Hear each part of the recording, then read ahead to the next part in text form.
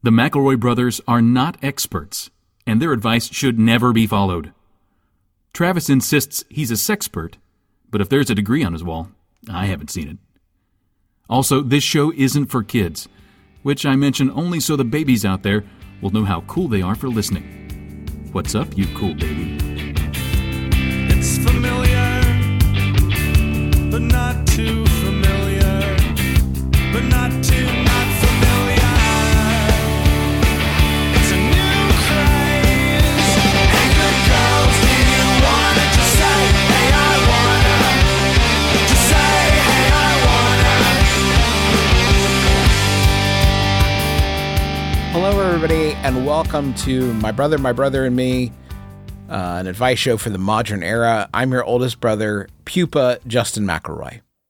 I'm your middlest brother, Travis McElroy. Not sure what the theme was. Not sure what that is. I'm sweet baby brother, 30 under 30 media luminary Griffin McElroy. Justin, explain yourself immediately. I am but a pupa that is snuggling into a chrysalis right now, and have been so for 36 some odd years. Is this a low carb? Why are you a French Pope? Is this a slow carb thing? Is this like one of the phases of the slow carb? Like you eat a bunch of beans and then you turn those beans into a chrysalis and then you become larval and then I guess you shed some tears up LBs. strips of newspaper, smears his bean goo upon them. Yeah, to form his house. It's nothing like the dumb thing you guys said. No, tomorrow. Today is Friday. Tomorrow, July 8th, I'm going to go see Mr. James Buffett live in concert. And in doing so, I will have completed my development as a person and will emerge, I will emerge like a butterfly.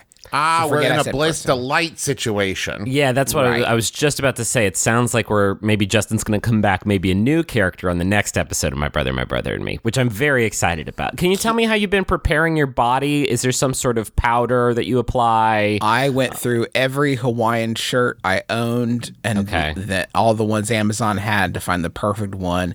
And I've been re-listening to some tunes to try to pick out some nuance and maybe reading up on some trivia that I can kind of spout during, like, hey, did you know he wrote this one wherever Lauderdale? I haven't read much yet, so there's still time. Jesus, no, Justin, there's not much time. It's tomorrow. You think this is like your capstone project? You think you can just fucking Buffalo this one in at the last minute? No. My question is this: will James Buffett witness me? Will he witness me? Will he sense I am there? Like, and this one goes out to Island Boy or something like that. Yeah. Like, you've got to back channel this. That's kind of a crass. It'll work, but I mean, you really want to leverage your limited media power for this one. But the answer is yes. Of course, you want to do that. Yes, obviously. But, I mean, I think there's also a lot of like tried and true standard options here. You could just try singing along with all the songs louder than anybody else, the loudest. Oh, that's a good idea. If you do it loud enough and good enough, they don't tell you this. When we're up on stage doing our jokes, when you do our jokes the loudest and the best out of anybody, we see you. There's recognition there. And maybe if you yell the trivia to James Buffett and you're like, hey, you wrote this one in Key West, he'll be like, thank you for reminding me, Island Boy.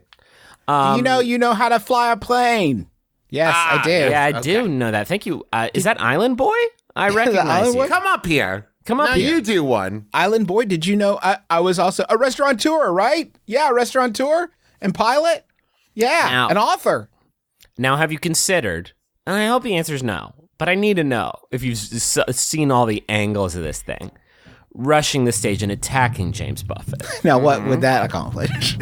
How would that get me further? How would that get me closer to the goals on my vision board? Well, he would certainly... I mean, he would definitely know Island Boy. He would witness me. Well, yeah, and maybe he's just been waiting for a challenger. Maybe he's ready to hand over his blown out flip-flops. I'm not endorsing. This is a bad plan. I'm not endorsing this plan, but it's worked in the past, and that's all I'm going to say. You're suggesting I rush up on stage, I rend my Hawaiian shirt in twain, I toss Jimmy Buffett a bat left, and I battle him for supremacy of like Island Lord. And you'll lose. You'll def lose. Like, but maybe he'll like Mr. Miyagi you, take you under his wing. No, like, he'll kill you. He'll kill you on something stage. in you. No, he'll kill you right there on the stage. Okay. How high up can you jump? Because I imagine this stage is going to be 4 or 5 feet up off the ground. It's at Riverbend in Cincinnati. Travis, I don't know. Have you ever been there? Oh, okay. You're in an amphitheater situation then. So the stage, I believe, is lower and you might be able to jump. That's great. You could just from the parachute right stands. down onto that thing, bat lefts out, and it just really attack Jimmy Buffett. I won't attack Jimmy Buffett. He has to make the first move. You really need to pick the right song. What's the best? You're at a Jimmy Buffett concert. What's the best song to get the drop on Jimmy Buffett during? Because like, if it's I think like Margaritaville, I think he pretty much that's just muscle memory at this point. Like he will definitely see you coming. Is there more of an emotional ballad where he's maybe thinking of like a long lost friend, where Or you maybe like one of his new songs. You're thinking like one he doesn't know how to play very good yet. Yeah, it's a new song. And he's really nervous about like whether the crowd's gonna love it, and he doesn't know how to like play the instrument good enough, and so he's like really focused on that. And then all of a sudden, you're behind him with a baseball bat with a bunch of nails in it, and then you do toss him also another baseball bat. So you're suggesting James rips into something from the third canon, which is what we call songs after like 2005. He rips into the third canon, maybe like Math Sucks or I Will Play for Gumbo. Sorry, there's one called Math Sucks. Yeah, it's called How Math much did you? Sucks. Real quick. It's with a K. By the way, no C, just a K. S-U-K-S. Perfect. Real quick. How much did you pay for these tickets?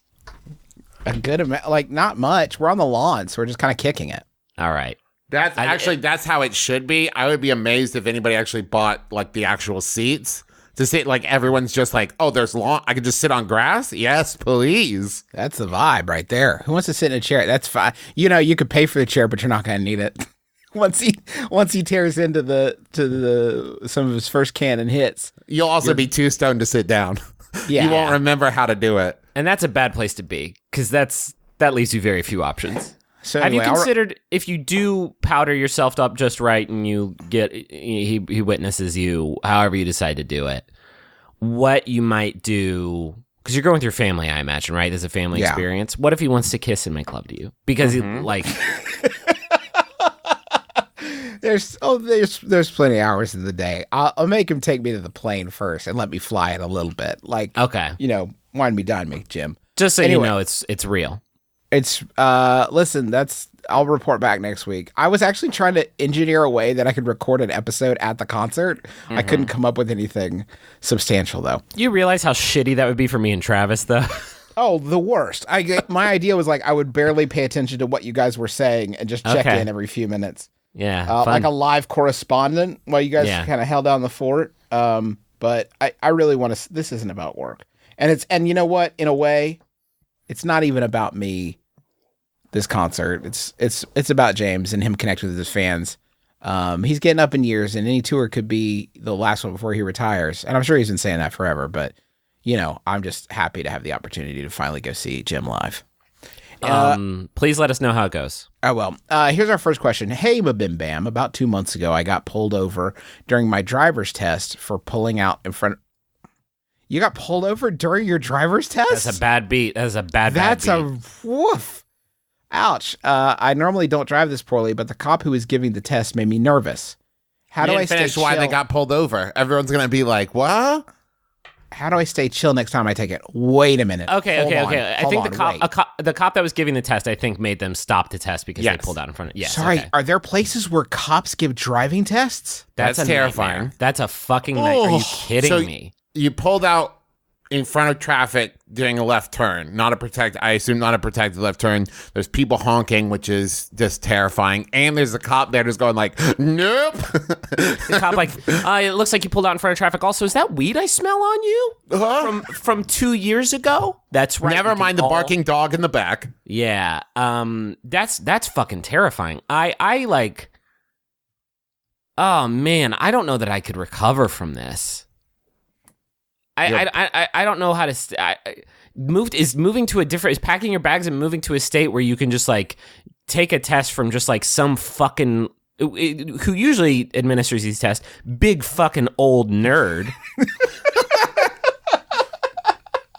is like, well, looks like you didn't hit the brakes a little bit fast enough, but that's okay because I'm afraid of you, and so here's your license. And not a cop, and then you can move back to Arkansas, I suppose. Can you try to drive past a crime? So the cop is like, hold on. Pull over, partner. And he tosses you a shotgun, and it's like, let's get this done. You've got to stop this crime. And then also, afterwards... he's the Rock. And yes, he's the Rock, and this is the rundown too. And also, like, after that, there's no way he's going to fail you. No way. No way. You've been through some shit together. Oh.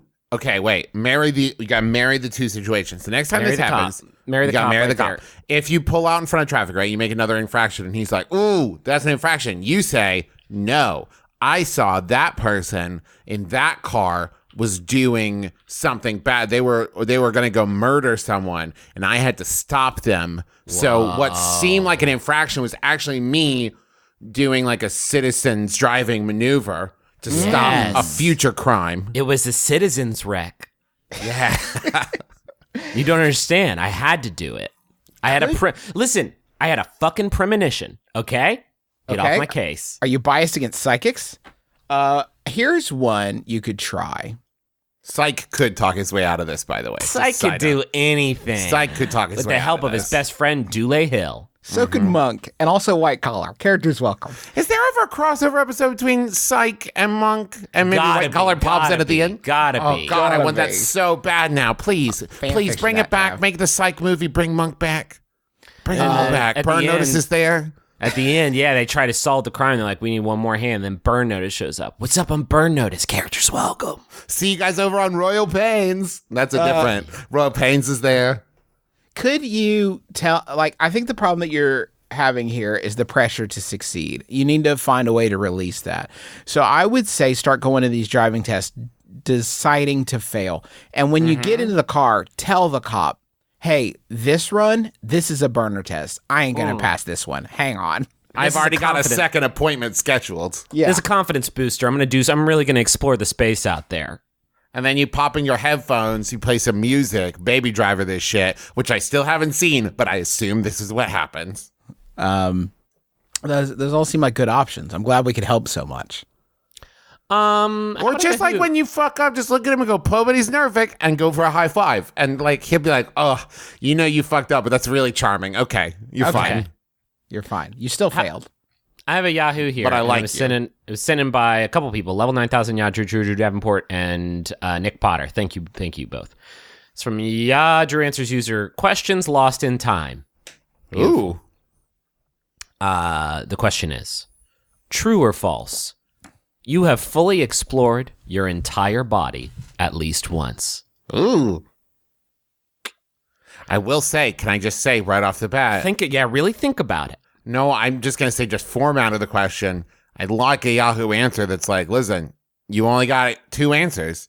You don't got to get eloquent here. This is a yes or no, true or false question. But it really makes you confront, this is my body. Mm-hmm. Uh-huh. Obviously, we've been through a lot together. Swimming, walking, scrubbing it in the shower. But is there parts of it, I just don't know about? It's like when you're out in the woods and you're like, you think this square foot of land I'm standing on, has any human ever stood here before? Yeah. Has anyone walked, has a foot trod this mountain, or am I the first? And I think about that every time I touch the back of my knee. Have I touched this inch of my body? That's what I'm saying. I don't know that I have. I'm thinking there's probably untread ground somewhere. My body is like an urban area. By and large, there's a lot of culture and exciting development. Yeah. But there are some places in town that you just don't go. There's some places on my body I'm just not gonna forget places. There's angles of my body. I'm like, I don't know. I don't know if that one's for me. Mine has a lot of sprawl. Let me say this: there's parts of my body that are so mysterious that Roman Mars has done an episode about them. It's pretty well hidden from the. It's it's at least 75% invisible. I would say that it's rough It's in up there. there. I just think about it. Hey, here's something weird. You guys ever think, I was thinking about this yesterday, that there's organs in your body Oh, no. that you won't see, but like Shit. you've been carrying them with you forever, but like you will never see your heart or whatever, like maybe through x-rays or MRIs or whatever, but like you're just been hauling those things around with you, and they could be weird or cool, and you just don't know. They're just kind of along for the ride with you, forever locked away. This is a thing I've thought about before, Justin, where like I've never had any kind of like open my body surgery. I've never had any surgery. And I thought, like, what if they were to cut me open at like 45 and be like, what is that? Yeah. And I just like I'm like an X-Man. Dude, your liver's all weird. Oh, or just man. like I've got a whole nother organ in there that they've like never seen. It's just like, well, this is Shit. new. Guys, he's got stomach too. The sequel to Stomach. This is why you could eat all those bagel sandwiches. That don't make sense. It's like a cow stomach in here. There's a lot of chambers. I could have a perfect liver. I might You have would like never know. the perfect liver, and I'd never know. I don't know. could You be like bragging Tennessee a about lot. that. That's true. No, I mean, not anymore. The slow carb it's not compatible with pounding the Hennessy every night. Now, Justin, I'm pretty sure at this point, as long as you've been doing slow carb, if you ever did have some sort of surgery, it would just sort of be like a beanbag situation. Just like a lot of Pintos would just come just spilling out of you. I hear the Pintos shuffling around when you walk. I'm just saying. It's gotten a little distracting for sure. A little bit. It's sort of a maraca situation. Are there parts of your body you haven't Listen, we're all thinking about it. We're all dancing around it. But there's probably a part of the I mean, the whatever taint, you like to right? the, I mean, the it's the taint, taint. the gooch For everyone's region, the thinking back about of the it. taint. Everybody's thinking about it. Here's something kind of fun. I would be willing to bet $100 that 100% of the people listening to this episode have, in the past 3 minutes, visualized their own taint. And they have probably thought about the last taint experience that they had, and they're all visualizing their own taint. If you visualized your own taint in the past 3 minutes, please tweet, I just visualized my own taint, #MBMBaM. If you want to throw a link to the iTunes page, well, that's all the better. This will also be fun because we also often get questions about this. If you're like in like a public setting, maybe like on the subway, or you're just like walking down the street right now, if you visualize your own taint, just raise your hand. And if you see someone else like, oh, they raise their hand for no reason, just walking down the street, you'll know. That's how and they'll like, know. Yeah, you'll know like, oh, okay, you're listening to my brother and me right now, and you thought about your taint. Cool. And maybe high five them. And not only visualized it, thought about your history with it. For sure. Have I been all over that? Have I Magellaned my taint? Thought about the intricate setup of mirrors you once did. It's gotta. You know what? No. I've seen everything my body has to offer. Next question. I picked up a pair of jeans one day and couldn't remember where I had bought them, but they quickly became my favorite pair of jeans. After wearing them a few times, it hit me that there's a chance they're my roommates, and they ended up in my laundry by accident. She hasn't said anything, and there's a chance I just forgot I bought them. I checked, and we don't wear the same size, but I also know that those are just justifications I'm using to avoid possibly having to give up my favorite pair of jeans. What should I do? That's from Potential Denim Deviant. You're good. You're fine. I really don't know what else to say. It's They're good traveling jeans. pants. Roommate doesn't care. It's not even the same size. You're good. Traveling pants is the way to go, though, Trav, if you are ever caught. Like, I thought we were in the Sisterhood together, and they may travel back to you at some point if I get some cheese stains on them. But right now, they've wandered long enough, and they've found respite and shelter, and we got to let them embrace that. This is something I wish you could do with a roommate, which is like if you're I'm traveling to Italy to go to a friend's wedding, and it's going to be a difficult time for me. So I stole some of your fucking pants because these are my traveling jeans. I think that's what that movie. I think that's how it starts. And this is our traveling wallet that I stole from you to help you pay for the trip. Sisterhood of the Traveling Identity. It's a traveling social security number. What's the problem? Listen, I'm going to a wedding. It's going to be tough. I bought a bunch of shit with your Amazon account. I had to deliver to my dad's place. So they're fine, right? Like, this is an easy one. But I also think that there's a third, more mysterious possibility here of like you don't remember buying them, but they're not your roommate's size. So like, there is a third option that it's neither yours nor your roommate's, and like, where the fuck did they come from? Sentient alien pretending to be jeans to get to touch Oh butts. my God. Thank you, these Justin. fucking perverts. I'm so sick of these xenomorphs. Thank you, Philip K. Dick, for giving aliens the idea to do that. In Yeah, one of your I want to great go ahead and give stories. Griffin a bit of a moment here was because about to usually say, come it's on. mine, but Griffin did just say xenomorph, and like I really want to hang a Nothing. lantern on that. Nothing.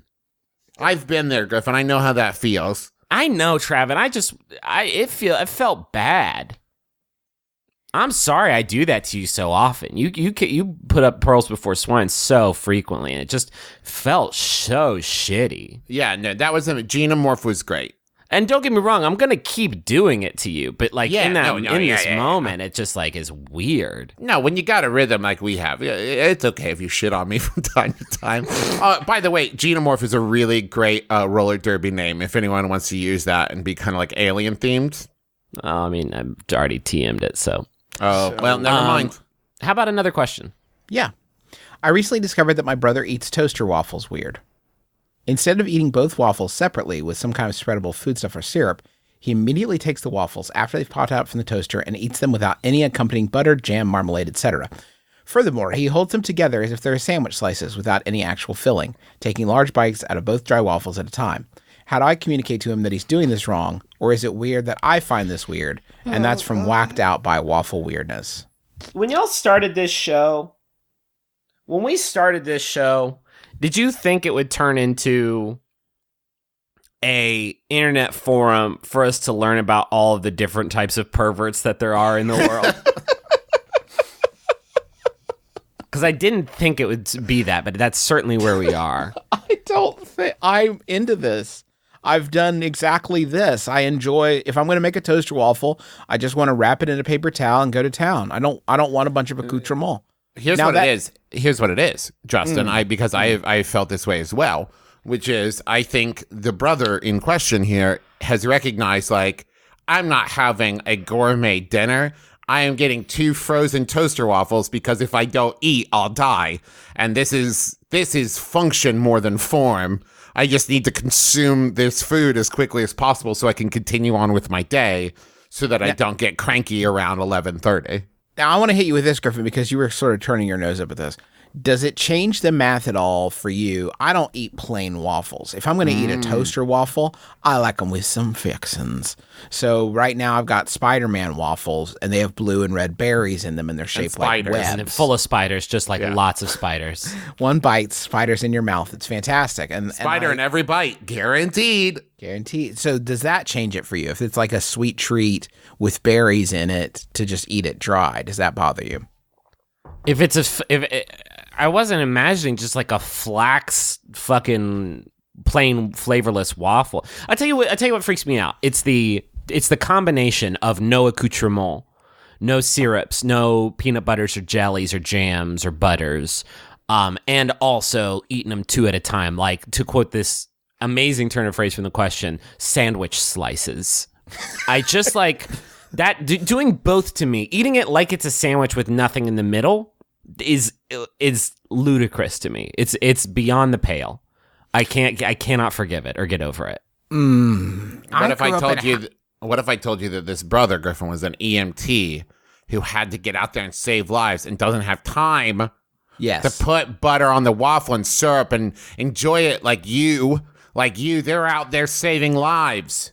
You could eat 2 waffles. If you're going to eat 2 waffles, and you could eat them both in a time it takes you to eat one through stacking technology, it seems irresponsible not to.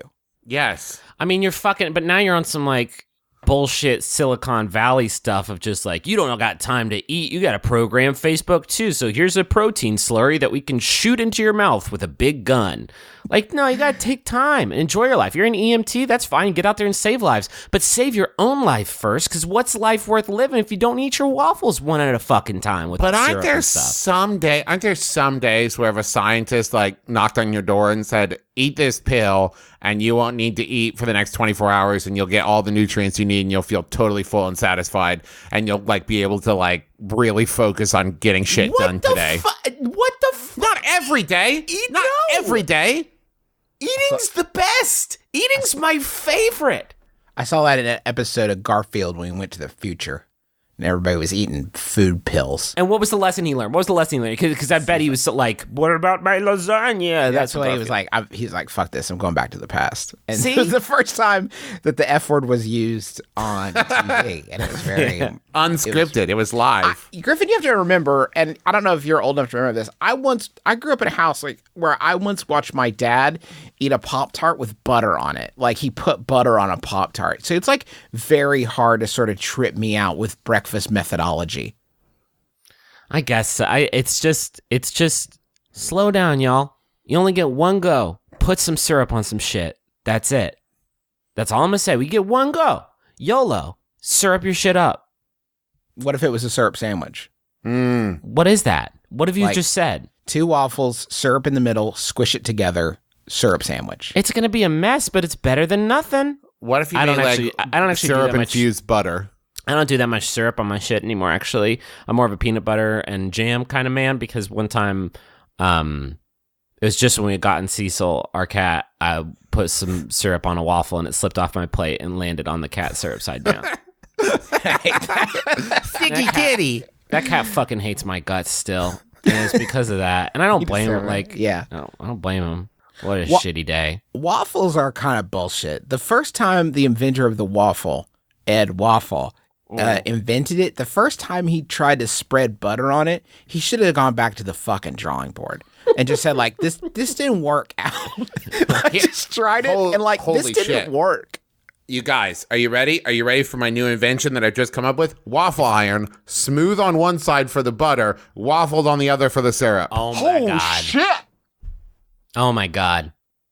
It's just like, choose your own adventure. That's so good, Trav. Travis, that's so good. Spread the butter onto the flat side, and then you flip it and dip it, and then you fill every one of those crannies with that golden juice. Oh my God, this is good, Travis. Wow, that's good. Name it so you can TM it real quick. Falafel. Okay, No. well, It's a flat waffle. No, you fucked up. No, damn it. let's How about, can I just breakfast friend? breakfast That's friend. The name of the tool is the breakfast A friend. little general. Like if I buy something called a breakfast friend and it does this one thing, it's not a great friend. It's just sort of like he's very single-minded friend. Future waffle love sounds. Yep. Travis McElroy presents Waffle Friend. A Travis McElroy joint. So what about Waffle Box, the pancake below? Yeah, Waffle Box the Pancake Below is really, really good. Okay, Spider-Man waffles. those are used. Groot waffles. I am Groot waffles. Everybody loves that little guy. Groffles. Groffles. Janine Garofalo's. And it comes with a cereal. Garofalo's And would it be a comes with great cereal, like Cheerios, and that's the O's that you pour on top Why of the Garofalo. didn't Janine Garofalo ever get her own cereal? It's not too late. Janine Garofalo's Tasty Waffleos. And it's just like it's waffle flavored Cheerios. Can we call him Mark Garofalo's? She's just wearing a chef's outfit. Hi, And she's I'm got Mark Ruffalo, and this is my partner, Janine Garofalo, and we want to present to you Garofalo and Ruffalo's Wafflos. Coming this fall, look forward to it, is my new potato chip brand, and it is just called Ruffalo's. It's not as good. I came up with it early, and I'm in debt. Me and Janine have been Please talking help. about it. I think that's all the jokes. We're gonna have to fund these new inventions somehow, so let's take a trip on down to the money zone.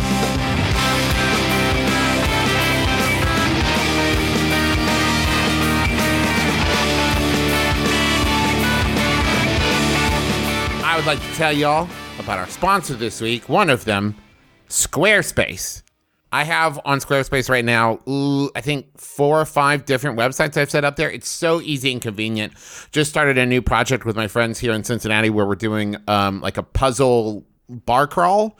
Where you move from bar to bar and get different puzzles to tell you the next place to go. That sounds fun. Yeah, and I set up a website on Squarespace with the registration. You can pay the registration fee through there, find all the information. I even was able to set up puzzles where you have to enter the answer to get to the next page.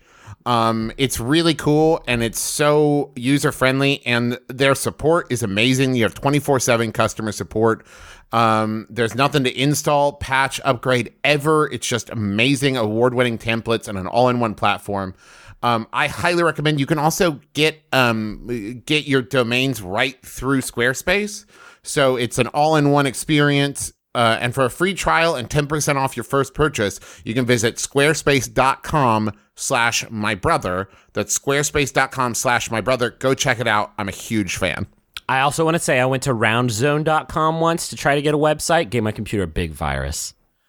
You may not spend a lot of time thinking about your taint, but your taint knows you so well. You know why? Because you take the time to give it the very best when you go to MeUndies. MeUndies is sustainably sourced and made from micromodal. It's a fabric that's 3 times softer than cotton, which your taint certainly appreciates. You know, all right, I'm going to put a limit. 4 more times. 4 more times. You can try MeUndies today, and you should. Go get the Celebrate pattern before they're all gone at MeUndies.com/mybrother. I should mention, the Celebrate pattern, it looks like confetti, and it's fun. It's just real fun. Yeah. It's fun. If you go to that address I gave you, MeUndies.com/mybrother, you'll save 20% off your first pair. So that makes affordable undies even more so. You can get 20% off your first pair plus free shipping at MeUndies.com/mybrother right now. That's MeUndies.com/mybrother. I'm wearing those, I don't know if y'all are down on this experience, those MeUndies lounge pants right now. Fuck me. It's just like a big pair of MeUndies that are pants also. And I gotta get into those. They're real good. Hey, can I tell you about Wink? Please do. Yes. I'm going to do it real quick. Did you hear that? That was the sound of that's the sound I make when I wink. And God. Yeah, they say to do it. Oh. Do that. Go to a doctor. Formerly, you may know this project formerly as Club W. It gives you access to exceptional wines from around the world. They base the wines that they send you on your taste preferences and will introduce you to new custom wines that are not available anywhere else. We've gotten a few bottles from them before, and I'm not like a huge wine drinker. I enjoy drinking wine. I just like don't know how to get good stuff. Like I don't know what is good because I'm a child. But all the stuff they send has been like really, really great. You can join for free, skip any month of deliveries that you want, and cancel anytime. And they have a 100% satisfaction guarantee, so you never pay for a bottle you don't like. You can just go to trywink.com, and that is spelled TRYWINC. It's Wink with a C, .com, and take a brief palate profile quiz, and Wink will recommend wines customized to your palate to be shipped directly to your door every month. And right now they're offering listeners $20 off your first order when you go to trywink.com/mybrother. They'll even cover the cost of shipping. That's Trywink, again, TRYWINC.com/mybrother to get $20 off your first order now, plus complimentary shipping. Trywink.com/mybrother. We got some personal messages here. First is for GeeklyCon. It's a weekend-long gathering of friends who love podcasts, tabletop gaming, video games. I like those things. And generally having fun. In 2017, GeeklyCon will be in St. Louis from July 20th to the 23rd. Geek me in St. Louis, Louis. It's a little joke. A little, very little. GeeklyCon is an open-minded and welcoming group, and we invite you to come and meet your new best friends. Now, tickets are selling fast, so you're going to want to go to geeklycon.com to order one before they are sold out. This will be a great event, and I think everybody should go. Michael, one of the guy who's done so much web design for us over the years, puts it on, and he's a real sweetheart. So you should go check it totally out. geeklycon.com. I have a personal message here, and it's for Adam. Happy birthday to my favorite husband. and it's from Tabitha, your favorite wife. This is the first time I think anybody using a Jumbotron has ever snuck a secret message into the name field. It's like that great 1-800-COLLECT commercial where the guy's like, "We oughta baby eats a boy." You remember that one? Yeah, I do actually. Oh God, why do I remember that? We oughta baby eats a boy. I can't remember my wife's phone number, but I can remember that commercial. What's wrong with dude, me? Same. So funny. Anyway, Adam, Tabitha has this message for you. Thanks for sticking with me through all my podcast obsessions and even joining me in some. I couldn't think of anything better to have the brothers wish you a great year. You're always supportive and kind, even with a grumpy, that's just my face, and a sigh, winky emoticon. It's the sound it makes again. I'm sorry. P.S. I'm buying this on my B-Day since they opened 2017 today. Now that's love. What a love. What an exceptional love. Buying somebody a birthday present on your dang birthday. That is such an amount of foresight that I cannot even comprehend. I do it every year. We oughta baby eats a boy. So good. I'm so glad we can bring that great gag to a new generation. Hello, Amita Patel. Hello, Sean David Johnson. What's going on? I think a friend of mine may have chronic pop culture deficiency syndrome. Oh no, PCDS? What are the symptoms? Well, she doesn't know Wakanda from Westeros. Shameful. And she keeps confusing Aziz Ansari and Riz Ahmed. Oh my gosh, so sad. Kinda racist too, but what did you tell her to do? I told her to listen to our podcast, Inside Pop, of course. Fantastic idea. A weekly dose of Inside Pop will help anyone discover the best in TV, film, and music. Suffer from PCDS? No more. Inside Pop has you covered every Wednesday on Max Fun. How about a Yahoo? Please. This one was sent in by Level 9000 Yadru Drew Davenport. Thank you, Drew. It's from Yadru Answers user Max Tyler. Sometimes I can sense a smile in you when you begin to read these, and I always get very excited. They're just really good. In a war between Centaurs... Why did I say it like that? I figured it was misspelled, and you were giving the person shit. Centaurs. You're saying them centaurs and unicorns. In a war between Centaurs and men on horses, who would win? By the way, it would be in a fantasy world with swords, spears, bows, and arrows and such like. Thanks in advance. This question is fucking on point. Okay, I'm not going to just start. Let's not do the thing we always do where we just start running our fucking mouths before we actually think about it. We're going to take, I'm sorry, listener, perhaps you have a 15-second skip button on your player. Let's give ourselves 15 seconds to just fucking think about this for a second. I have a bit of filler for the audience to think about while we think about it. Do you think the first time a centaur sees a person on horseback get off the horse, they just start screaming in terror? That would be very scary. All right, okay. Travis, shut your fucking gob and think about this. Think about it. Ready, go. I got my answer. Okay, I think I'm ready. I'm ready too. 3, 2, 1. Men on horses. Yeah. Okay. And here's how I came to this conclusion. Centaurs is one big beautiful beast, and don't get me wrong, big beautiful beast, love it. And there's certainly a thing you can put in the pro column of just like full synthesis, full unity, full integration. You're gonna have there's going to be even the most beautiful domesticated horse with the most beautiful like connection with a jockey, even if they're in the fucking drift together, there's gonna be you've petted them every time they've turned left or stopped for you at the right time. You know what I mean? All the hearts exploded around their heads. There's a break point there of just how good that relationship can be. There's a loss of control there somewhere. But the thing I just can't get over is centaurs have 1 hit point and a man and a horse have 2. Yeah, it's hard to deny that if you take out a centaur's legs, then it's done. If you take out the man on horseback's legs, he's got another sort of methodology he can employ. I was thinking of spears, right? You throw a spear through a centaur, you've hit the centaur. You would have to throw that spear really good to get it through dude and horse. You know what I mean? Now here's the question though, Griffin. In that case, if the centaur takes out person, is the horse like, I'm gonna keep fighting? Or is the horse like, thank God, bye? Wow, this is actually a fucking great point, because this gets back to that animal rider synthesis, if the man is killed, does horse continue the fight? I think that takes a special kind of horse, so like a really just a murder biscuit, if you will. That was what is like, the horse gonna do? Like, well, Daryl's down.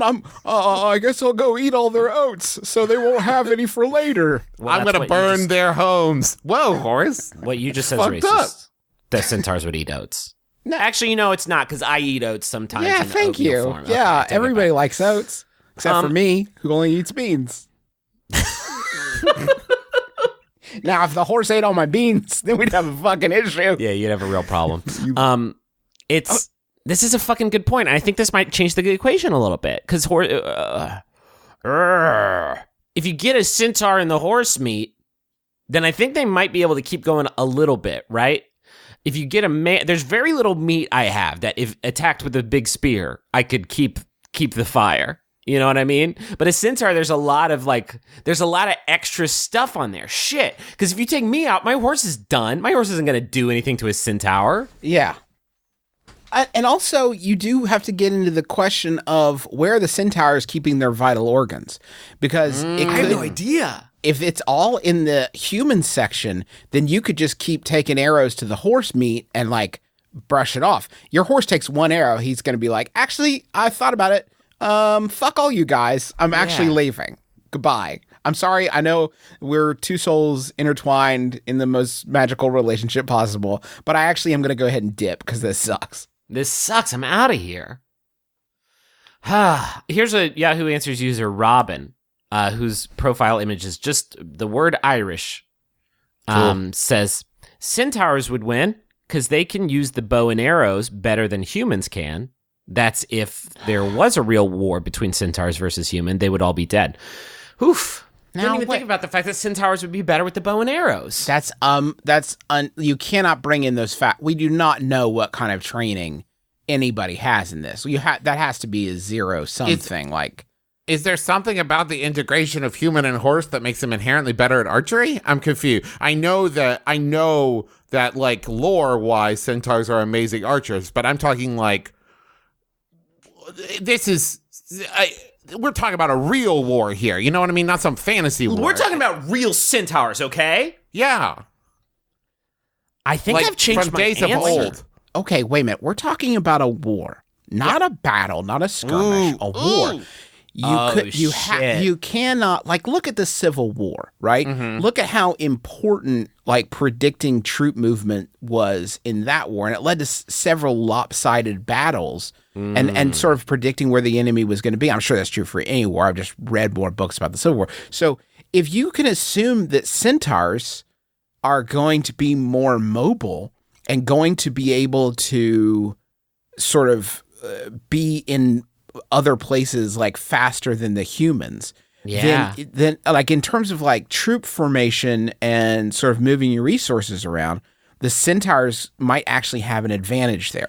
Oh shit! Not only that, Justin. But speaking of resources, you only got to feed a centaur once. Yes, exactly. You got to feed a dude and a horse separately. That's double the food. Fuck. Okay. And centaurs are probably just eating apples. So. Whoa.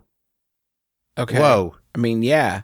And terrain, I was going to say something about terrain being an issue for a centaur, but you've got to bring your horses. So it's can't be, that's equal.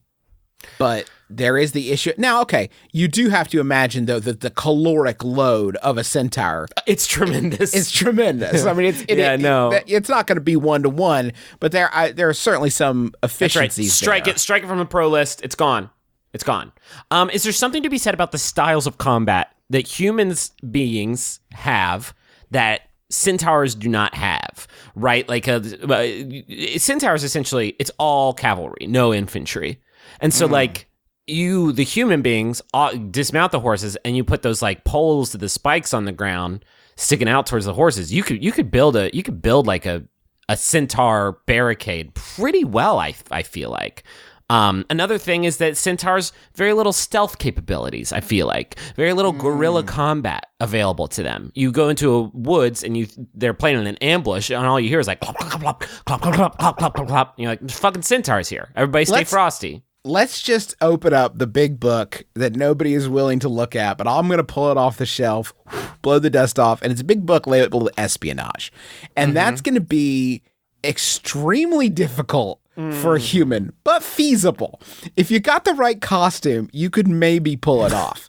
If you're a Centaur double agent, no one is fooled. There's just Fuck no that. No, you just drape some fucking jeans around your torso, and it'll be like, that's a weird way to ride a horse. Like, don't you judge me and this animal. Where's your horse's head? Don't worry about it. It's in the jeans with me. And Justin, I'm sorry, but I'll tell you who's fooled. A horse. Yep. The human might not be, but the horse is like, hey, I'm going to come hang out with you guys here. You're all horses. What's that? Tranquilizer, tranquilizer, tranquilizer. Let's go. Right? Yeah. And you're in there. Also, here's the thing. We can't separate. I don't think it's fair in this discussion to talk about human separate from horse versus centaur. Because, like, that's not the question. It's person on That horse. has to be. That's our only, that's the only fucking thing we got going for us in this fight. You want to tie a hand behind our back? No way. It's a plus then and a you could minus. say, well, but then the centaurs are going to partner with some fairies and shit, and like then they're in there. No, come on. You're confusing this fucking conversation for no reason. My ability to get off a horse is the only thing separating me from centaurs.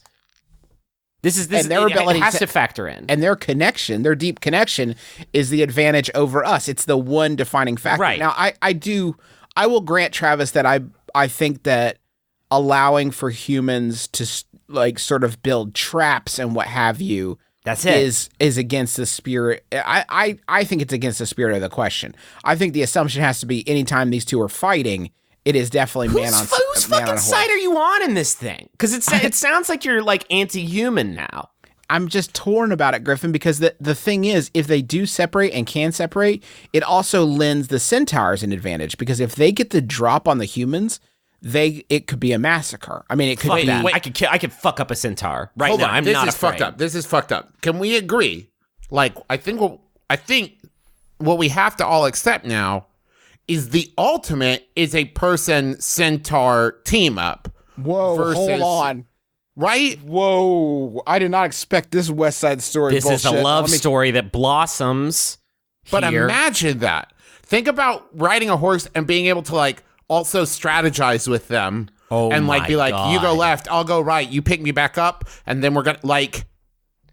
I I'm have saying. I have a very short list of people in my life where if I was a centaur, I would be okay with them riding me.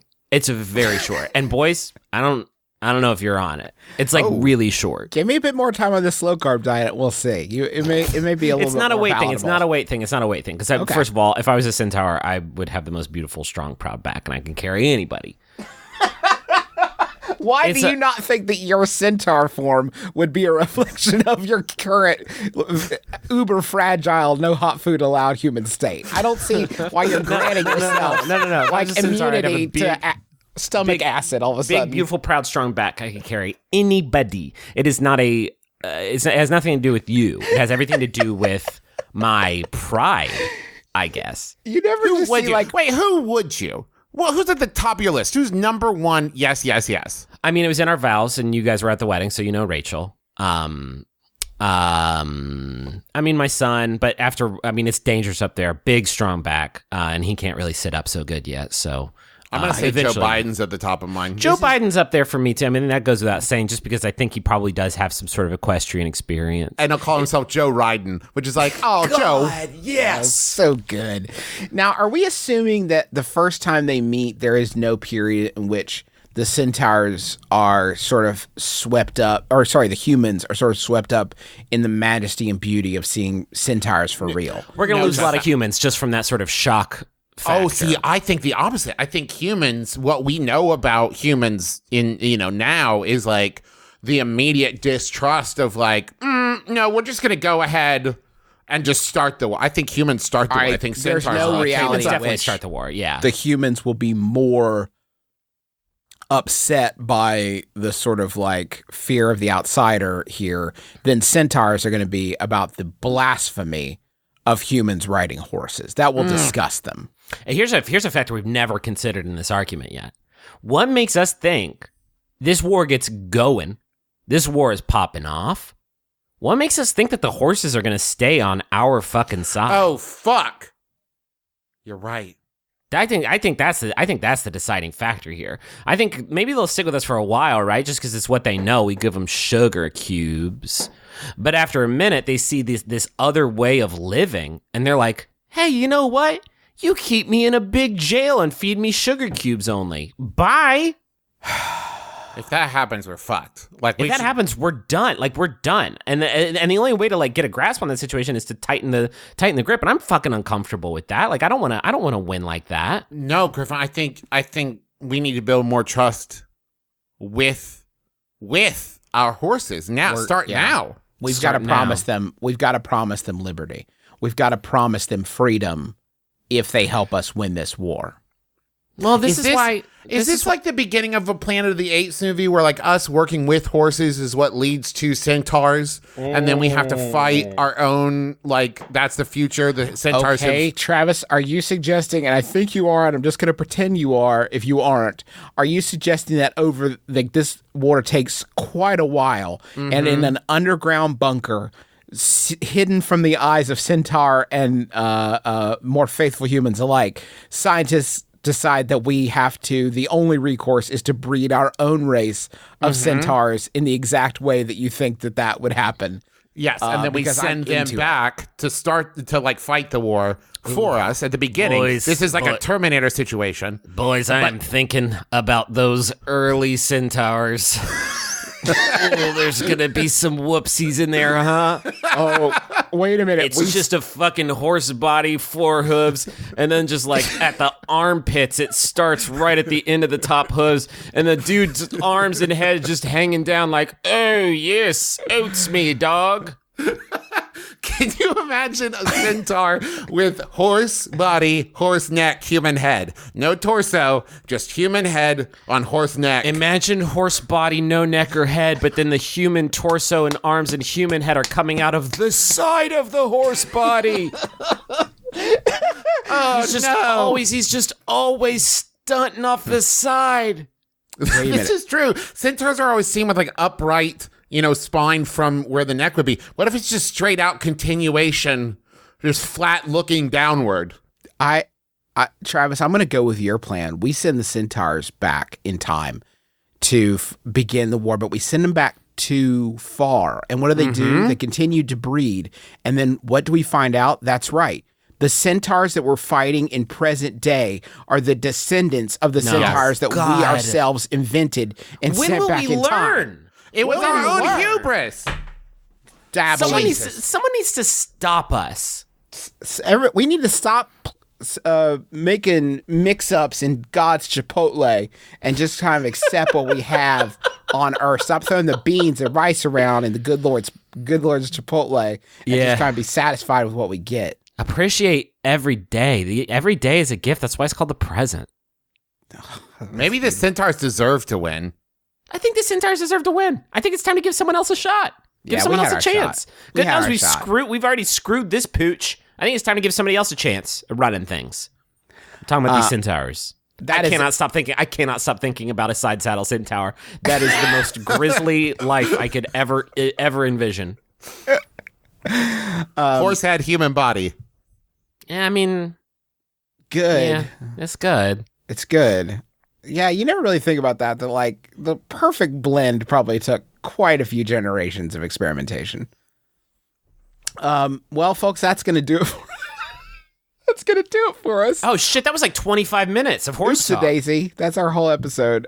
We hope you enjoyed this discussion because it was half the show, and the ones before it also were there. Hey, listen, I'm gonna be doing Sawbones live in Philadelphia, and I would really like it. It's going to be this coming weekend, I guess, by the time you listen to this. If you would come out and what day is that? That is going to be Sunday, and you can get tickets. The 16th or the 9th? Because this is coming out on the 10th. Yeah, it's the 16th, Sunday the 16th. Okay. It's going to be at 2 p.m. at the Trocadero Theater. Tickets are like $24.50, I think. Sunday, July 16th. As part of the Philly Podcast Festival, Sawbones is going to be live, and you can get tickets at bit.ly/SawbonesPhilly. Come out and say hi. It should be fun. It's in the middle of the afternoon. It's an all-ages show. No swearing, to the best of our ability. And Flophouse is going to be there too, so get tickets to see them and come out and see me. We are also, of course, doing our live shows at San Diego Comic-Con coming up in just a couple weeks. So if you have questions for the My Brother and Me show, make sure to send them in with the subject SDCC live show. And maybe we'll see you there as we're walking around and stuff. I want to thank John Roderick and the Long Winters for the use of our theme song, It's a Departure, which is a song off the album Putting the Days to Bed. It's a very, very good song, very good album. We're very grateful that we're able to use it here on this show. I also want to thank Maximum Fun for having us on the network. You can go to MaximumFun.org and check out all the great shows there, like Stop Podcasting Yourself and Lady to Lady and Dead Pilot Society and One Bad Mother and all the great shows there. We also do a bunch of other podcasts and video stuff that you can find at McElroyshows.com. That it? Yeah, I think it's going to do it. This final Yahoo was sent in by Zoe Kinski, riding high, Zoe Kinski. It's from Yahoo Answers user Christian, who asks, is Minecraft based on a true story? My name is Justin McElroy. I'm Travis McElroy. I'm Griffin McElroy. This has been My Brother and Me. Kiss your dad square on the lips.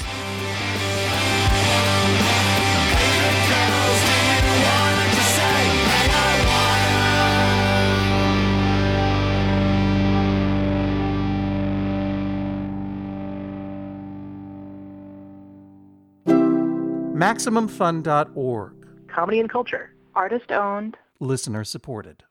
How many times has this happened to you? Oh man, if only I knew whether it was better to be too hot or too cold, or who the best James Bond was, that girl would have gone out with me. Now you can with We Got This with Mark and Hal, the podcast from MaximumFun.org every Tuesday. Hey, Lois, it's Joey. The best James Bond was Daniel Craig, and it's better to be too cold than too hot. Thanks, We Got This with Mark and Hal. Only on MaximumFun.org or wherever you get fine podcasts.